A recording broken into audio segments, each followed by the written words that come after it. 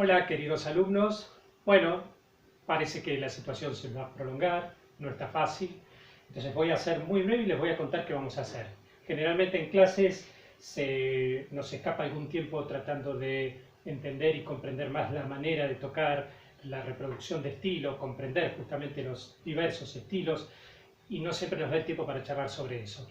Por eso me parece una buena oportunidad de esta manera comunicarnos y poder charlar un poquitito sobre básicamente morfología, si ustedes prefieren algo así como análisis musical o más sencillo aún como apreciación musical y comprensión de estilo. Para eso ustedes ven que voy a usar un piano digital porque el celu obviamente captura mejor los sonidos digitales que si uso este teclado que va a saturar mucho las grabaciones. Muy brevemente lo que les quiero contar y lo que hablamos muchas veces en clase es cuántos elementos interactúan en el momento en que uno interpreta música y cuántos elementos uno tiene que observar en el momento en que escucha música para apreciarla mejor y a su vez para reproducirla mejor.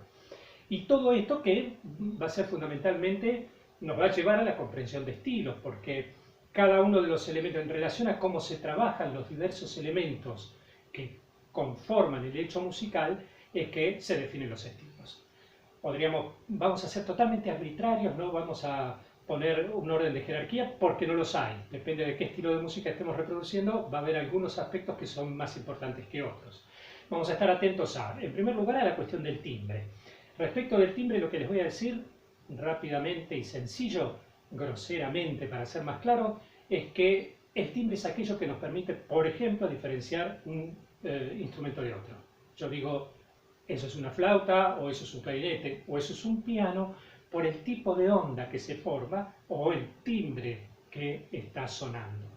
Después nos podemos poner un poco más sofisticados, un poco más finos y hablar de la característica tímbrica de cada uno de esos instrumentos. No es lo mismo un clarinete en su registro agudo, no es lo mismo una flauta en su registro agudo o cualquiera de ellos en su registro más grave o en el medio, igual que en el piano. No es lo mismo el piano aquí, que el piano acá o que el piano acá.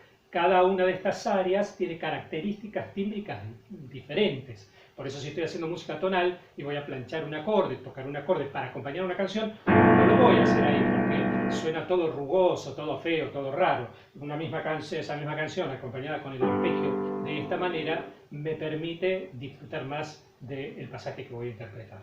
Por un lado, entonces les decía, voy a tratar de ser rápido para no ocuparles mucho espacio en su celular, la cuestión del timbre. Por otro lado, las texturas. La textura podemos diferenciarlas en dos. Por un lado, la textura tímbrica, esto está íntimamente relacionado con lo anterior. Hay sonidos rugosos, inarmónicos, los sonidos percusivos, por ejemplo, que en general yo no puedo determinar la frecuencia. Determino claramente el sonido, pero no puedo determinar en qué nota, qué frecuencia está. Y los sonidos armónicos, que me permiten darme cuenta que ese es un si o que ese es un re, y así sucesivamente. Y las voy a diferenciar entonces entre texturas más rugosas y texturas más lisas. La música sintetizada o la música más contemporánea nos permite que sonidos muy rugosos hoy en día, además, nos permitan diferenciar la frecuencia. Es algo muy atractivo que surge con el siglo XX. En la música concreta pasa algo parecido. No me voy a extender en cada uno de los parámetros, los vamos a ir viendo en las diversas charlas que les voy a ir mandando por este medio. Por otro lado, y esto quizás lo más importante, la comprensión de la forma. La forma es aquello a lo que los compositores se han aferrado para sostener el lenguaje, porque el lenguaje musical, al ser tan abstracto, es muy difícil de racionalizar, de comprender, y es más, es mejor no racionalizarlo. Pero nosotros como músicos, y a veces nos ayuda bastante también como simples espectadores, el darnos cuenta de la forma a la que está respondiendo una obra nos ayuda a comprenderla más fácil y, lo más interesante, a disfrutarla más. Por ejemplo, el barroco tiene una forma constitutiva, quizás la forma más gráfica, el exponente más claro del barroco es la forma fuga, que como la palabra le indica es fugado, ¿no? Elementos que se van fugando, porque el tipo de textura que usa es el contrapunto. En el contrapunto yo lo que tengo es esta idea de nota contra nota, varias voces simultáneas que se van persiguiendo, de ahí la designación de fuga, como les decía. Esa forma está muy desarrollada durante el periodo barroco y por supuesto va a ser Bach el autor que más vamos a analizar. Por otro lado, las formas que usa el neoclasicismo, o como clasicismo, como ustedes prefieran llamarlo, son las formas más apolíneas, podríamos decir. Esa mirada neoclásica de volver a la mirada del mundo clásico lo lleva a estructuras más sólidas. La idea de la melodía con acompañamiento, por ejemplo, es determinante en ese periodo musical. Mozart. Yo acá tengo algo interesantísimo desde el punto de vista discursivo, cómo puedo cantar esta melodía, y acá tengo algo absolutamente secundario que casi está solamente como soporte de lo anterior. Ellos, desde el punto de vista formal,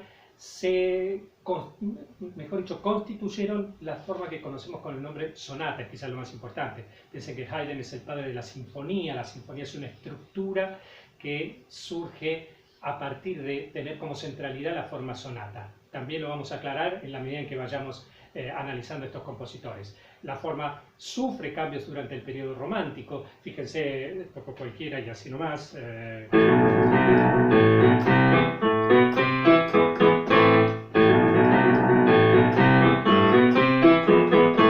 Ustedes seguramente algunos tocaron esta pieza.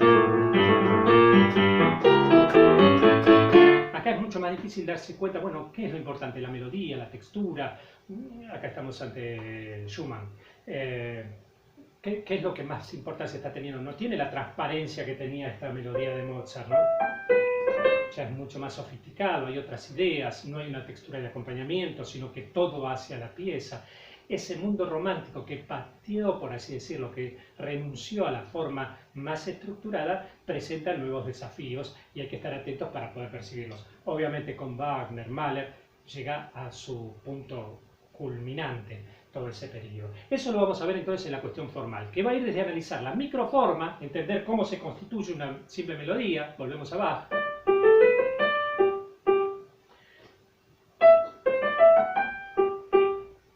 entender cómo está armada esa frase, cómo se va hilvanando con las frases que siguen, qué textura de acompañamiento le pone. Todo eso vamos, les decía, verlo justamente en la cuestión formal. Vamos a ver también la cuestión del ritmo. Acá, en general, para los que tocamos instrumentos es más sencillo darlo cuenta, porque hemos aprendido y nos han machacado muchísimo cómo medir el tiempo, cómo llevarlo.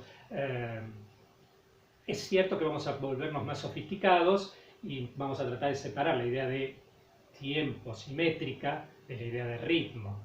La idea de ritmo es otra cosa, pero no nos vamos a marear ahora. Por ahora nos quedamos con esta idea de que, bueno, nosotros podemos medir el tiempo, armamos compases, decimos que una obra está en 3x4 o que está en 4x4, pero a partir de que vayamos comprendiendo eso nos vamos a ir metiendo en algo más sofisticado, que es que el ritmo es algo que trasciende absolutamente este principio de la métrica. Para no extenderme demasiado, nos vamos a meter también en las alturas, o frecuencias, o notas, si lo queremos hacer más fácil. Allí lo que vamos a observar es, si pensamos en los 400 años de música tonal, justamente cómo se construye la tonalidad. Todos ustedes que estudian escalas, arpegios, acordes, lo que están preparándose es justamente para eso, para la música tonal, porque a los que interpretamos el teclado, tomamos la música del barroco hasta la actualidad y el 80% de ese periodo es música tonal, del otro 20% hablaremos un poquito más adelante.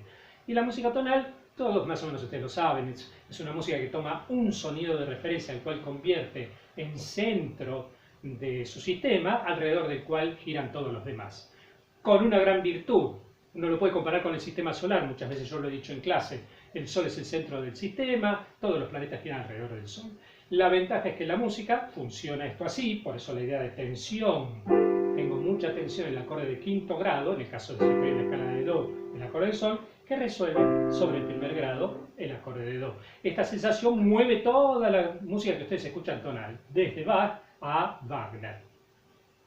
Pero este sistema no es el único, este es muy importante y sobre este vamos a hablar de manera muy insistente porque además casi toda la música popular actual también, o música de tradición oral si prefieren decirlo, también sigue manejándose con estos principios. Bien, de todo esto y de cómo combinar acordes y por qué se combinan los acordes de esa manera, lo vamos a ir hablando en estas charlas. Luego vamos a hablar de, por supuesto, las intensidades y las articulaciones. Digamos, no porque sí, cuando yo digo esta frase,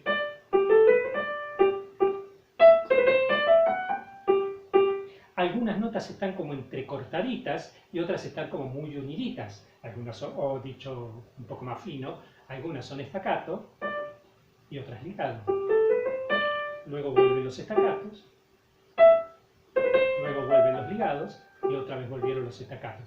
Vamos a entender por qué debo articular, no sé si debo, por qué me conviene articular de esa manera. Y finalmente vamos a hablar sobre la cuestión de la espacialidad, que en algunas músicas no tenía tanta importancia, aunque sin embargo uno siempre que piensa en la orquesta sinfónica la piensa distribuida de una determinada manera. Y ya con solo cambiar esa distribución de la orquesta sinfónica ya cambia nuestra percepción.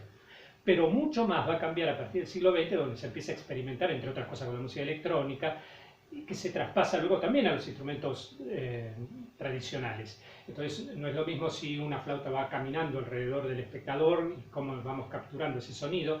La mejor manera de darse cuenta de este aspecto es pensando en el cine. Cuando uno está en el cine, escucha el 8.1, escucha que el avión le pasó por arriba, que algo está sonando hacia atrás, que en este costado cerraron una puerta. Esto, bueno, se convierte en un hecho musical. Hoy en día una banda sonora es algo mucho más trascendente que la melodía hermosa que la película lleva. La banda sonora es también todo ese desplazamiento de sonidos que hay en la espacialidad alrededor de uno. De todo esto vamos a hablar si ustedes están de acuerdo. Mándenme alguna devolución a ver si arrancamos con este formato. Gracias, espero que me sigan acompañando.